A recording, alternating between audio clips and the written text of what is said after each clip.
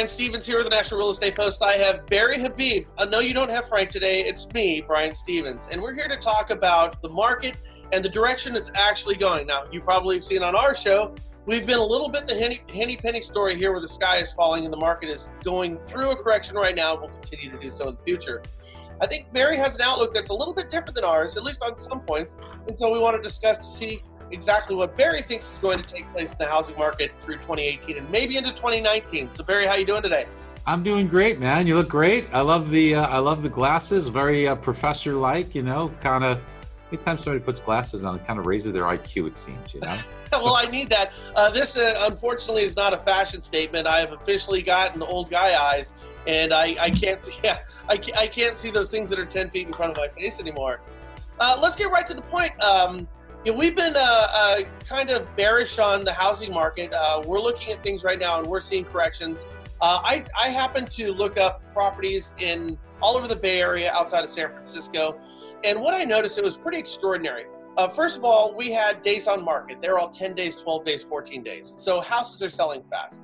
We know 100 properties come on for the month of April, 100 houses sell. But here's what I found very interesting, and I'm seeing this in other markets.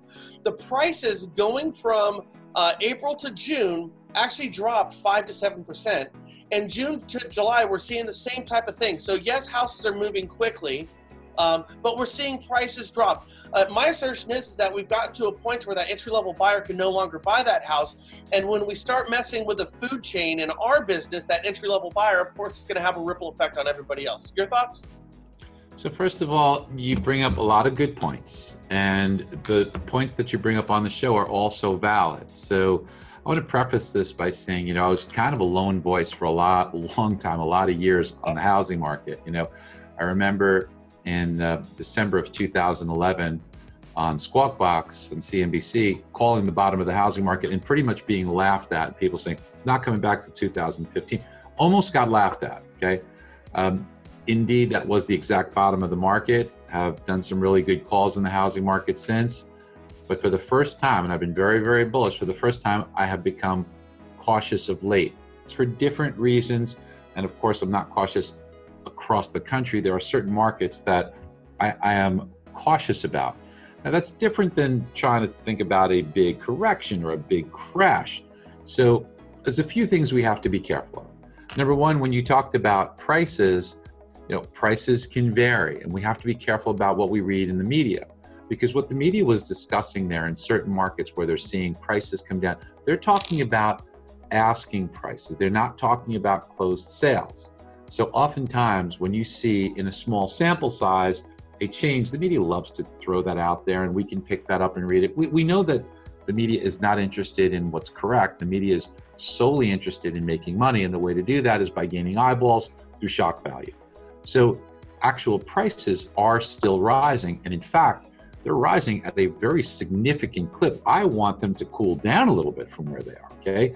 And I think they will. Now, our forecast for this year was 4.5% to 5% national appreciation. In fact, thus far, we're running closer to 6.5%. So we are understating the level of appreciation. I do think by the end of the year, it will settle back down towards where we are. I still think we see appreciation, and there's a lot of reasons for that. You know, one of them is inventory is still tight. I noticed on one of the shows you did, and you guys do such a great job on the shows, and you did quote something that talked about levels of inventory when you talked about it, but you talked about it in what's called months supply. Now, I don't really love looking at month supply, and I'll tell you why, because it can skew the numbers. There's seasonality that comes in, as well as changes in the pace of sales. You see, month supply takes the inventory, raw data of inventory. It then divides it by how many homes we're selling that month, and it gives you how many months supply you have. I prefer to just look at the change in inventory year over year, raw inventory. I don't want to add that wild card of the pace of sales. And the reason why is that really gives you a true number of inventory. And when you look at inventory levels, we're still pretty flat on a year over year from inventory across the nation, but most of the country is seeing shortages in inventory still. The other things that we want to try and look at is what is causing in some of these markets to feel like it's slower. Well, if you look at markets like Southern California or Northern California, where you are, where you've experienced such terrific levels of appreciation, it was going up, up, up, up, up. And so now it's kind of balanced. Like I look at I get really in the weeds on the numbers. And when you look at actual numbers of buyers and sellers, California has gone to a more balanced level of each. In Southern California specifically, where I see some issues I want to explain to you, when you see that balanced level there, what I think, Brian, is important to note is that that's healthy and that's more normal. That doesn't suggest like a crash, but it suggests normal levels of appreciation. Here's the biggest issue I see in Southern California and some other areas. It's the currency. And this is, I'm most worried about this. I'm most worried about currency because the Chinese renminbi or yuan against the dollar has gone from roughly 6.25 in mid-April to today 6.85. That's roughly a 10% increase in the currency. And China, think about how interesting this is, okay? So in this trade war we're in, the US says, hey, we're gonna slap a 10% tariff on you, right? Because, and look, I could see both sides. The US says, hey, it's been unfair, we wanna make it fair. China's saying, we had a deal, you're changing the deal. I get it, I'm not gonna try and referee that, okay? But here's what China's done.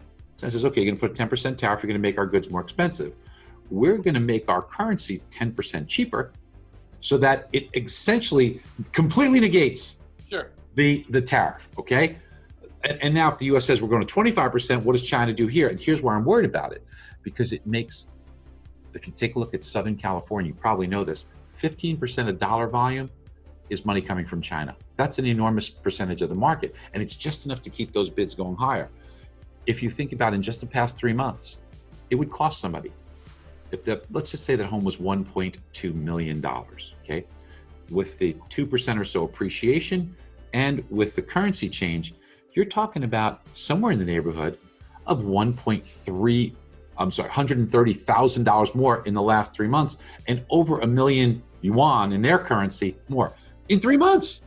Could you imagine that? A $130,000 increase for a home you were looking at just a couple of months ago. So it's causing them to back off a little bit, and it's making it feel slower in that market. Well, and we're seeing that, speaking of Los Angeles, going back to 1998, there's been a 6% monthly growth from May to June, and this year it was 1.1%, so there's a significant drop off there. We also saw sales of new built homes in Los Angeles. They're posting numbers about 47% below the June average. And if we're looking at sales of new and existing homes in Los Angeles, it's dropped 11.8%.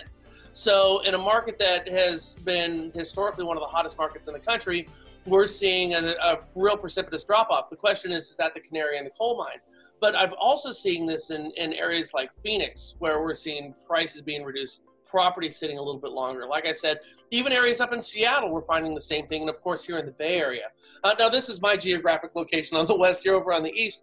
But as I look at these as being some of the hottest markets in the country, is this a trend that we're going to see the rest of the country follow going forward? When you consider that, rates are going to continue going up, inflation could become a problem as well. We know that tariffs on timber coming from Canada, which we're building all our stick-built houses with, have tariffs of 10 to 25% on, which is making homes more expensive to build. So something is going to have to give eventually, isn't it? And I'm not talking about a drop-off like in 2008, but doesn't there have to be some type of leveling considering how long the market has been this hot? So you said so many important things. So the first thing I want us to make sure that we are careful about are homes on the market are sitting on average, believe it or not, for still 26 days, which is terrific, okay? Secondarily, there is a difference between housing, the economic driver, and housing, the investment, okay? Housing, the economic driver, when you talked about these slowdowns are the amount of sales. Predominantly, according to the National Association of Realtors as well, the reason for the lack of sales is not buyers. In fact, they go on to specifically cite there are tons of qualified buyers. And in fact, according to Realtor.com, less than 10% of people who didn't purchase a home did so because they didn't qualify. So that isn't really the issue. The problem that we run into here, and the issue that we have, is that in this particular situation, the slowdown is reflected when they come out and they say, oh, home sales dropped 3%. it doesn't mean home values drop 3%. It's the number of sales. So that's real estate, the economic driver. Real estate, the investment, means levels of appreciation. Is my money I invested in real estate going up? And that has continued to rise. Now, again, listings, people put crazy prices on a listing. We know how that goes, okay? And especially in hot markets, they were reaching for the moon and the stars. Well, now they're coming back down to earth. Again, I think that's healthy, but there's a difference between real estate, the economic driver, where sales are clearly slowing due to a lack of inventory, and then there's real estate, the investment, which has performed well, and we see continuing to perform at a slower pace, but still reasonably well. So 6 months down the road, where are we going to be at the end of the year, and what do you see for 2019? I know it's a long way off, but with one eye shut, what's on the horizon? So I think you nailed it before when you said a couple of things that are providing headwinds, and one is rising interest rates. So look, as far as the housing market goes, think about how well it's held up, okay? If you took purchase applications from a year ago, believe it or not, we're up 1%, yet you took away the tax deduction. Interest rates are 5/8 to 3/4% higher. Inventory is lower and prices are higher. And with all of that, purchase applications are still up. I mean, that shows a lot of underlying strength and demand. 6 months from now, I see interest rates being higher due to the fact that as of October, the Fed's out of the business of buying mortgage-backed securities, so you don't have that backstop. You cited inflation. I couldn't agree with you more. I think inflation, while mild, is on the rise, and that is the arch enemy of interest rates. So I'm in total agreement. I think you nailed it. That's certainly going to be a headwind for interest rates. And these are some of the factors that will be a bit painful for the housing market. All that said, though, I think home prices overall in the country are definitely going to be higher 6 months from now than they are today, probably to the tune of about 2% higher. Now, that could still be significant, and it still could be something that, you know, if you think about it, you're listening to this and you're saying, wow, what does that mean for me? That means people should be buying a home today because, number one, the price will be a little bit cheaper, but number two, the rate's going to be cheaper. When you factor that into monthly payment and into the future, it is a big savings. You know, and we're always talking about the economics of buying a house. I mean, we also really still have to factor in the human element when considering buying a house. Is it a good investment or not? But also consider that, you know, that's the place that you're going to call home. That's the place that you're going to build memories. That's a place that your kids are going to remember. They're going to remember the smells, the sounds, and they'll dream about 20 years down the road. Definitely remember the smells. Yeah, definitely. Oh, gosh, I remember some of my smells in Los Angeles. Let me tell you, they weren't good. So everything else going good for you out there, Barry? Everything else is going good. I did want to point out one other thing that's important in that, you know, here we are, we've got the jobs report coming up, and you know, when we take a look at earnings, and they're going up at about 3% a year, if you took a look at earnings for those people that would be in the echelon of purchasing a home, it's closer to 4.5% per year. So let's remember that. And then people say, well, if home prices are going up at 6%, earnings are going up, even if you took 3%, they said it's not keeping up. Let's remember that you don't use 100% of your earnings on housing. You'll use a quarter, you'll use a third, you'll use a fifth on housing. So it never has and never has to necessarily keep up with the rise in home prices if interest rates stay about the same. You could be at a level where you see home prices rising at 5%, and if incomes are going up at 3 or 4, that's more than enough to carry us through that and to handle that, because you don't use 100% of your income, you use a fraction of your income for that payment. So therefore you have a greater multiplier on that. But when you're seeing home values going up at 44% and sales prices over the past 7-8 years over going up at 17%, and the prices on these houses are moving at a much quicker pace than what our income is, doesn't there become a point when you can't stay in that race? Well, clearly it provides a headwind, right? But if you, and you're right, but think about this. If, and I know you're talking about an accumulative basis over a period of time. Yeah. So cumulatively, if your income were going up at, let's just take it in simple terms, okay? If a home value goes up at 6%, and assuming for a minute interest rates stay the same, now they don't have to, interest rates can go higher, which makes it worse, right? But if your income went up, let's just say it were 3%. Again, people purchasing homes, they, remember when we see a number, it says 3% hourly earnings or 3% weekly earnings growth, that takes into consideration a lot of folks who wouldn't be in the housing market. You've got a lot of great young kids out there that are working at fast food, you know, doing a good job and doing good things, but they're not going to be getting those percentage hikes to a greater extent, okay, because they're entry-level positions. So people purchasing homes because of the tight labor market are seeing greater gains. But even if you took 3%, and let's just say if you wanted to figure in that only half of your, a third of your income were going to carry your housing costs. And then if you wanted to just give a little bit of leeway there, you know, a 3% rise in your income can cover 6% in housing. Because if 6% in housing, let's say the payment was $1,000, it went up 6% because the home value went up 6%, you know, you're talking about a rise in monthly payment. $1,000 a month would give you $1,060. That's 6%, so $60 a month. If you were making an income to qualify for that, and that income were, let's just say, $5,000 a month, you know, the amount of income raise you'd need would, believe it or not, just be 1.2% in annual income raise to make an extra $60 a month to cover the housing expense. I'm using an overly simplistic example. I get it. There's other factors, okay? We all know that. This is just for conceptual purposes. The point I'm trying to make is, I'm not trying to give you what the exact number is. I'm just trying to say it's not 100% of your income used for housing. Well, whatever way the housing market goes, I'll tell you this, buying a house is always a good idea. And, well, maybe not always, but it generally is a good idea, and I still think it's a great idea, and I think Barry thinks the same way.